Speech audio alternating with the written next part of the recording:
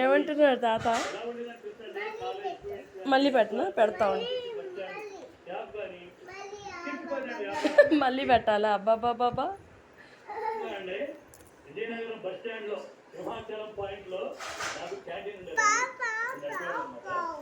ఈ టైంకి ఊరుగా బజ్జి అద్దె బజ్జి మొత్తం పకోడి పక్కన సీట్ ఎలా ఉండేదని చూసండి. కాలేజ్ బస్ స్టాండ్ ఏమో తాత 4 months లో వస్తారా? అవునన్నా తాత మళ్ళీ 4 months లో వస్తారు. ఈ 3 బజ్జీలు తినేవాళ్ళు వేడివేడిగా టీ తాగేవాళ్ళు. ఏం బాగుందని అనేవాడు. నాకు ఇప్పుడు ఎందుకో విజయనగరం బస్ స్టాండ్ గుర్తొస్తుందండి.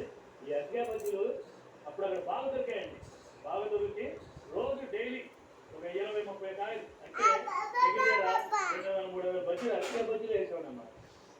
ఇక మిరపకాయ బజ్జీలు అంటే 10 కిలోలు 15 కిలోలు చెప్పలేనంత బిజినెస్ అన్నమాట. అంత వ్యాపారం చేసినవాడిని.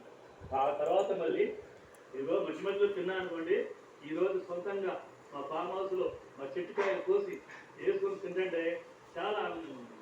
ఇదిగా గుర్తొచ్చిందండి.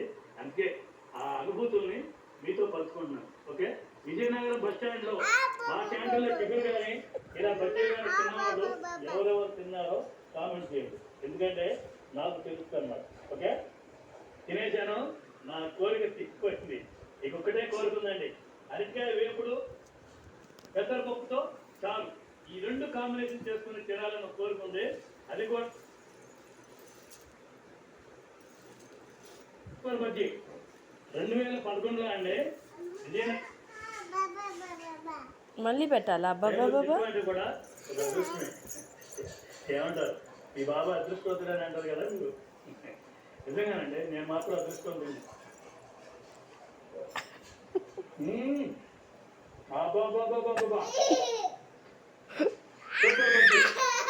2011లో అండి విజయనగరం బస్ స్టాండ్ లో సింహాచలం పాయింట్ లో నాకు క్యాంటీన్ ఉండేదండి.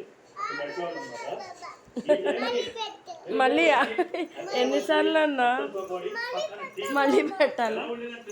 కాలేజ్ స్టూడెంట్స్ కానీ ఎంప్లాయీస్ కానీ RTC bus stand super bajji 2011లో అండి విజయనగరం బస్ స్టాండ్ లో సింహాచలం పాయింట్ లో నాకు క్యాంటీన్ ఉండేదండి. ఇప్పుడు నెట్వర్క్ అనమాట. ఈ టైంకి మిరపకాయ బజ్జీ అరటికాయ బజ్జీ మెత్తల పకోడీ పక్కన టీ ఎలా ఉండేదని తెలుసండి. కాలేజ్ స్టూడెంట్స్ కానీ